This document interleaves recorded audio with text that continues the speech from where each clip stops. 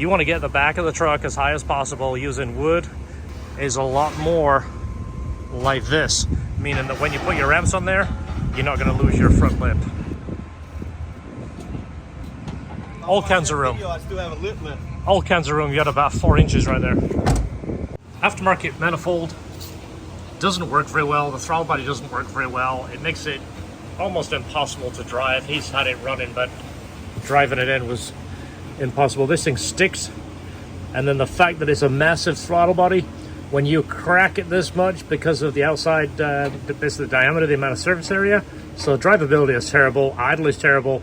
You can't get an idle valve to fit on there. It's just plugged in but dangling. So we're going to remove this. Oh, it's broken off. It's not even on there? No, it's broken off. That whole ear. Holy crap, it's broken on. It's cracked. 2 front ones are missing, and it's cracked on the third runner too. Is it? Yeah, the third runner's cracked. And how long has this even been on the car? I think he's been working on this thing for a while, to be honest. Yeah, but I mean, it doesn't have a lot of miles on it, right? No, it doesn't. Holy crap.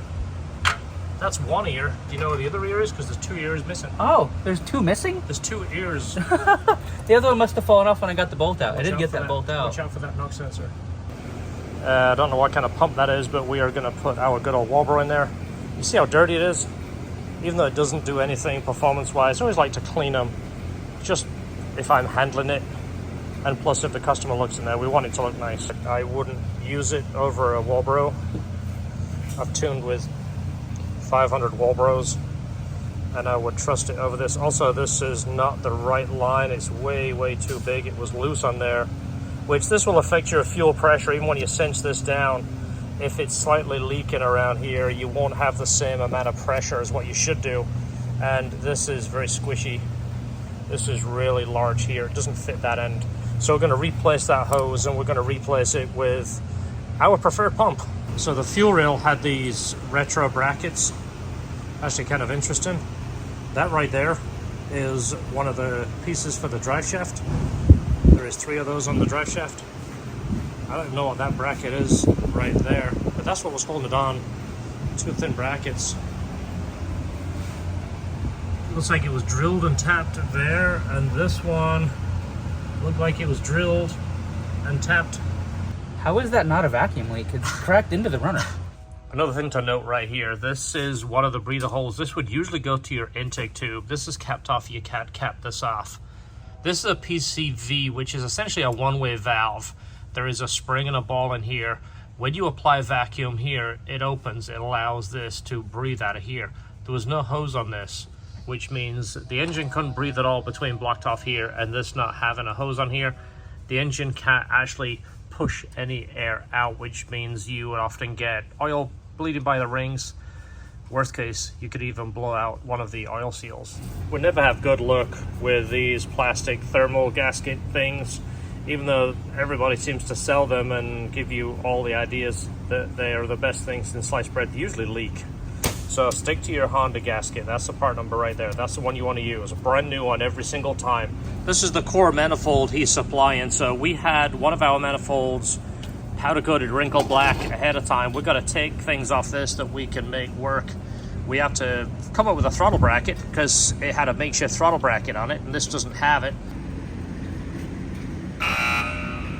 Well, that sucks. Throttle body, we have to transfer the TPS. We'll adjust it, make sure everything is right. Here's our manifold already done. Look how pretty that is.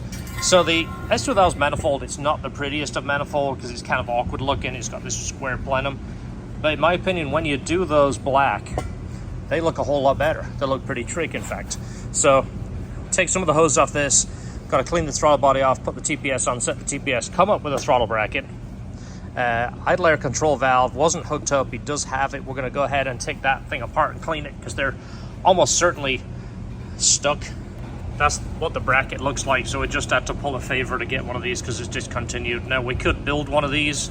I know it sounds really easy, but if it takes us an hour to build it, that's an expensive bracket plus materials. And the OEM one is always the best option if you can get it. So the idle air control valve on the S2000s, the 2000 to 2005s are always causing issues. I don't know if you've ran into it, but we see so many that stick, and it's usually in the high idle position. I'm going to go ahead and take it apart and clean it. I do have another one of these. If you're interested in a full how-to video, go ahead and comment below. I'll show you all the tricks to take this thing apart and clean it and fix it. All right, manifold is now prepped. He was missing a few parts. It didn't have an EGR, so we made this plate right here. Did he have standoffs, or they're our standoffs, George? They were in the core manifold. Okay, so he had those. Sensors are transferred over to his factory throttle body. We're waiting for the thermostat to come in. We thought we had one on the shelf, and it wasn't an S2000, so it'll be here tomorrow. We have the bumper off here, and we notice that it's slightly tweaked in the front. We can see right there how it's bent slightly, and this back here is back a little bit. You can see a little bit of wrinkling around here. It's not too bad, it's just a minor fender bender, but I think we need to push this back so the brackets for our intercooler, this is going to be an air-to-air. The intercooler fits where it needs to. You see a little bit of overspray on this over here, but this is all very, very thin sheet metal. You can see how much I can deflect it with my fingers, but we'll bring this a little bit closer, start building our brackets based on how the front end is right now. The angle, you see the intercooler is going down. We're basing this off the lower frame right there. The core looks correct and the bump support looks correct, so what we're going to do is space this up here to get these lines as close to horizontal as we can. That's what, 1/8 inch? Yeah, that's 8. Yeah, that's still not enough. I got a quarter. It's not bad, but it's not quite right. Quarter. That looks good right there. All right, intercooler is mounted. We've got our couplers here. We're going to use T-bolts in the place that you can't get to it. I don't really like the look of them, but they do work very well, so less chance of a leak or a clamp popping off. He wants a different valve cover. We already have one done for him, a wrinkle black. This one actually doesn't look bad. I don't know what color it is. It's a type of, obviously, gray with a bit of metallic in it, but the intake's going to be wrinkle black. This is going to be wrinkle black, and I'm going to obviously reuse his carbon cover. So he did have these regular clamps on there, which we don't really like the look of. That one actually looks rusty. Well, these are the ones that we like to use, the Norma clamps. They're a little thinner. They look nicer, and they've got this rolled edge so it doesn't dig into your hoses. A little bit nicer. Plus, it's going to match the other clamps on there. He did have these, which are from the valve cover, holding a lot of different things down in painted black, which don't look bad, but he has the stainless fittings in other places, including his heat shield there. So we're going to replace those with our dress-up bolts, just so everything looks like it matches and it looks nice and clean. So I just removed the bolts from here, and I barely touched the valve cover, and it came up way too easy. Usually the tube seals here are holding things down. Drum roll, please. Ah, I'm disappointed. They're there. They're just not good. No, you just have no tension on those things at all. The valve cover actually isn't a bad color. I don't think it's powder coat, I think it's paint, but it actually looks pretty good. But he requested the wrinkle black, which is right here, so we're going to go ahead and put new tube seals in this and a new gasket. I'm pretty sure he said these are Crower chems, valve springs and retainers. Looking at the retainer there, it's got BC. So they are Crower, Brian Crower, whatever they are. I'm going to go to their factory or their recommended specs and go over these lifters, because everything we've seen so far has just been a little bit off and a little bit wrong. So I'd rather have peace of mind knowing that they're adjusted correctly before we start going any further. We got it set to number 1 right now, and it's showing 8 to 10. Let's see what we have here. That isn't going in at all. Okay, so valve adjustment is done. They're not too bad. There was 3 of them were a little bit tight, and a couple of them just on the looser side, which I don't mind. I always go over them anyway. You're always better to have slightly loose valves than tight valves. I'm not going to explain that again. I've mentioned it a couple of times, but a lot to do with expansion, especially on a higher performance engine. Depending when you start changing your air-fuel ratios and your timing, you can drastically change the expansion of valve train components. They put new plugs in it, but as you can see, these are all pretty dark, which means it's been running fairly rich. by the looks of it.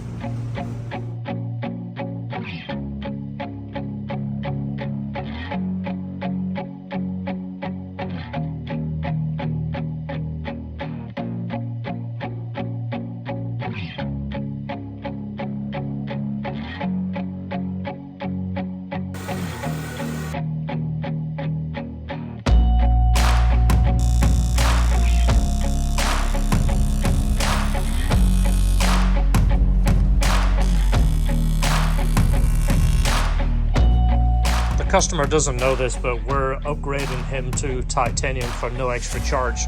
I figured he could really use a break. He took the car to us, came a long way. He's on vacation with his whole family. His truck broke down. He's had a few issues since he's been down here. We want him to have the best experience we could possibly give him. So titanium takes a bit more time to work with, and of course it's a little bit more expensive, but the end result really does speak for itself. I can't wait to show you this when it's done, and hopefully it'll be one of those trips that he'll remember forever. We would have liked to make that 90 coming out the compressor out of titanium pie cuts too, instead of the silicone elbow. We just didn't have enough of the 3.5-inch material in stock, but we're excited to do this and excited to show the customer, because it really is something that gives us a lot of satisfaction when we finish these projects and the customer picks them up.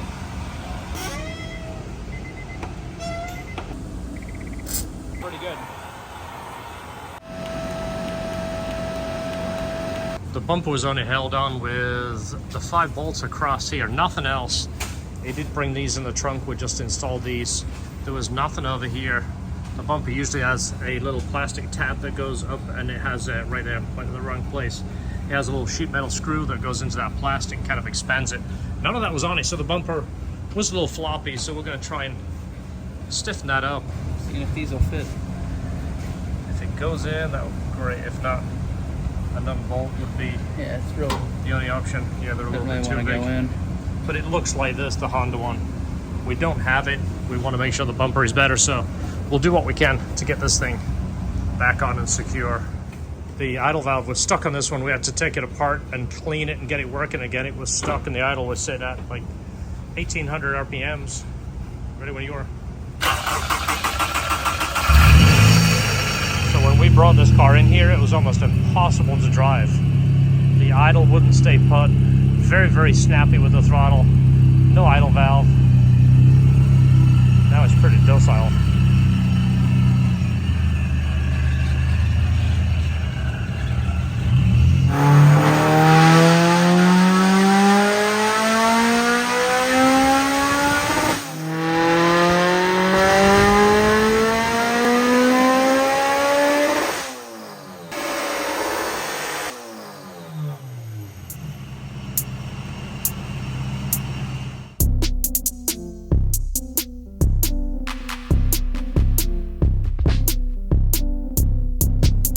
I've said this so many times, but I'll say it again. We truly treat your car like our car.